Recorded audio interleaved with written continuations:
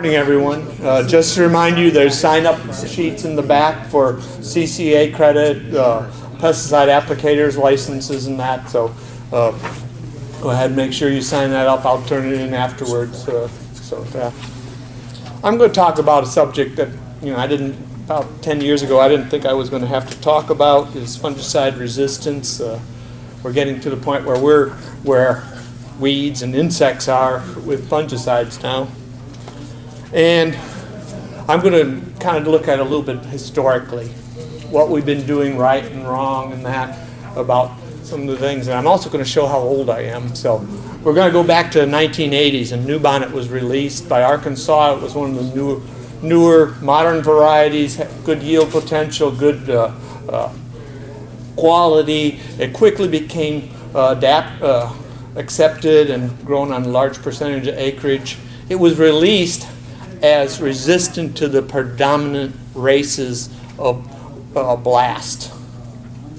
Only bad thing about that is what happens when that variety becomes the predominant variety. That blast race that can attack it becomes the predominant blast race. All of a sudden we had blast, after a couple of years we had blasts showing up on New Bonnet. We had fields, I had a field that had like 100% rotten neck blast, and we never had seen that. Quickly, New Bonnet disappeared out of the thing. They started releasing the K Bonnet, Katy and K Bonnet, and those to repair that thing. So, reset the collective memory about blast. 1990s, about 10 years later, we released Bengal that was susceptible to blast. Same thing happened. Looked very good. Started to get in. At that point, we were a major portion of our acreage was in medium grains. All of a sudden, once Bengal became a predominant thing, all of a sudden we started seeing blast on it again. We started using more fungicide on those varieties. As with New Bonnet, we only had Benley back then, and with Bengal, we started having some of the strobilins available. Bengal basically kind of got bumped out of our area and moved up into Arkansas because one of the reasons was blast. It was so much more severe down in our area. Okay, we jump a few more years. 2006 specifically, we had a warm winter. A lot of rice overwintered. The Cercospora epidemic started early. Unfortunately, we had CL131 and Chenier on about 60% of our acreage. And the epidemic started. With all of it, both the blast and Cercospora, they are wind-borne diseases. The spores move from field to field. So the earlier planted rice would inoculate later planted rice. Fields near each other would increase the amount of inoculum that was affecting the field. So the epidemic just gets started earlier, and it expands drastically. All of a sudden, we went from strobilins, blanket applications on a lot of things, to using a lot of propiconazole. Probably every field in South Louisiana gets an application of propiconazole because of that epidemic back in 2006. 2010s, all of a sudden we had 151 excellent yield potential, blast susceptible, but once it became the major variety, again, we had a major blast epidemic. We kind of forget about some of the cultural managements and that, and all of a sudden we're using a lot of the strobilins to control the blast disease on there. Over this whole time period, we've been dealing with sheath blight. It's our number one disease. It's in every field. We got the strobilins come in, and for a number of years, it was, the world changed. We could use a single application of strobilins, get excellent control in that. But we used blanket applications on a lot of fields over multiple, fields every year if we needed it or not.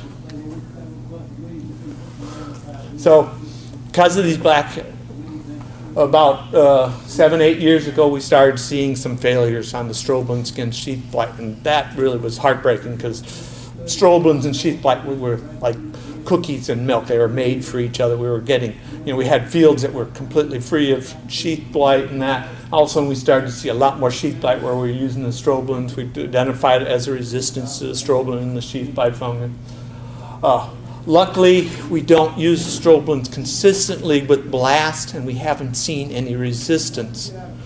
But one of the things that when we start using a lot of strobilurins for blast is we're using that against the sheath blight that's in there. And so it can be a selection process, and eventually we're going to get resistance to the strobilurins in the blast population. Propiconazole, when we first started using propiconazole against the narrow brown leaf spot, I was recommending about 6 ounces per acre was doing an exceptionally good time. With the advent of the generic, the propiconazole went off patent. We got a generic propiconazole as a price drop from that. Now, to do the same type of control, we're needing 9 to 12 ounces of propiconazole. We're getting, I don't know if it's true resistance or tolerance to the thing, but we're having to use higher rates. I've heard a lot of reports of now our control that we were getting with kernel smut with propiconazole has been decreasing rapidly, especially like in Texas, and we've seen some of it in there. Timing's an important thing. We need to get that propiconazole out and at boot application, but enough times I know the fungicide's gone out, we haven't gotten control of it, so potentially we have that.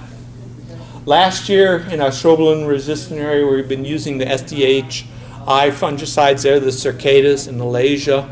We were able to get a Section 18 and the full label for Cercospora, and Nicino did an excellent job of getting that rate for the Malaysia up to the 32 ounces. It looks a lot better than the lower rates. We're getting that. We found a field last year that it's resistant to the Cercospora. The Cercospora had been, and Preaxor had been used in it 5 years in a row. Preaxor on the soybeans, Cercospora on the rice. So we have resistance to the SDHI fungicides. And it has the strobilurin resistance too. So we're hoping we'll have a new fungicide sometime this year. It's going to be called Amistar Top. It's got difraconazole. It's a different triazole, similar to propiconazole, but it has better activity against sheath blight, but I'm not quite sure. So we need to do something about, we just can't keep using susceptible varieties. We need to give the fungicide some help and some breaks on that. And just kind of set up this, typically the very susceptible varieties on most of our diseases, you're going to need a fungicide. They're just so susceptible, especially like with sheath blight. It's endemic in every field. If you do the cultural management to get the yield up, you're probably promoting sheath blight development. You get to the susceptible varieties, so we have options there. We don't always see enough sheath blight in these varieties so scouting, looking at the fields, keeping track of what the environmental conditions are, and just knowing what's in that field. We had some of these fields last year where we couldn't find sheath blight, and they didn't need to use a fungicide. Once you start getting into the moderately susceptible, the need for a sheath blight fungicide or any fungicide drops drastically. And once you get, you might need one with those if you have really ideal conditions, long rainy periods, thick, lush disease, or you have really a history of sheath blight in there. But most of the time, when you get to the moderately resistant ones, you almost never need a fungicide. I know a lot of people are putting fungicides on the hybrids. They're seeing some sheath blight in there, and they don't want to see those bird nests showing up in the late. But a lot of times that late disease development really doesn't cause a lot of damage. Probably don't need that. So blast reactions down in Louisiana primarily we're having problems with, excuse me a second, 151 and Jupiter. Those are 151 was one of our major varieties, and we're still seeing some damage. Jupiter is our #1 medium grain. It's the only one accepted by Kellogg, so we got most of our medium grains in Jupiter. With blast, typically what I've been recommending here is you're going to need probably 2 fungicide applications, one at boot, one at heading. The susceptible varieties, most of the time a single well-timed heading application can do a good job. Once you start getting into moderately susceptible, moderately resistant, we have quite a few resistant varieties, you're probably going to need that fungicide reduces very rapidly. Cercospora, most of you guys along the Gulf Coast know what I'm talking about, that how much damage this disease can cause. As you move north, it's not as much of a problem, but this was an example of 111 has become our most popular variety. Chenier was our variety that we had the problem with back in 2006 along with 131. I'm actually seeing more disease on 111, Cercospora, than on the Chenier, because why? It's the #1 variety. It's starting to feed off. The disease is starting to feed off. We have a lot of options, moderately susceptible and moderately resistant varieties.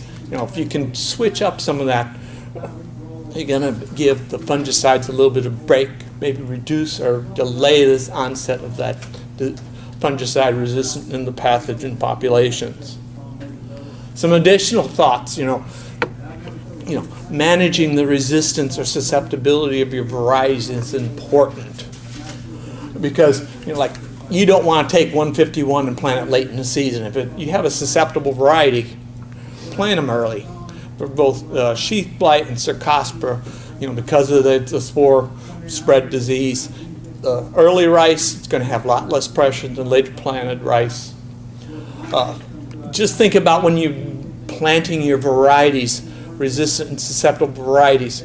Pick like if you're going to plant a susceptible variety, don't put it in a field that you don't have the pumping capabilities to get it flooded quickly and keep it flooded. If you don't have the pumping capabilities, it takes you 2 weeks to flood that field, or if it gets dry and you can't keep up with it, all of a sudden you have upland rice, and that's going to have a lot more, and you're going to end up using a fungicide, and if you consider using any of the alternate flooding methods, the intermittent flood or the furrow irrigated flood, only use the highly resistant blast varieties, okay?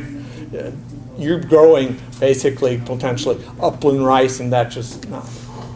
You may, and this is just kind of a concept, I've seen a lot of people, they like the blast susceptible varieties, and they ended up using a strobilurin because that's the only ones that we have available for blast. You might want to just rotate that to a blast-resistant variety, so you can use some of the alternate chemistries like the Cercatus or Alasia to control the sheath blight and not have to worry, just so you're not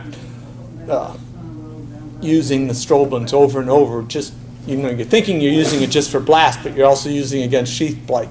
And if you're using one of the tank mix like Quilt or the Stratego, you're using the propiconazole, so you're affecting the Cercospora that's also there.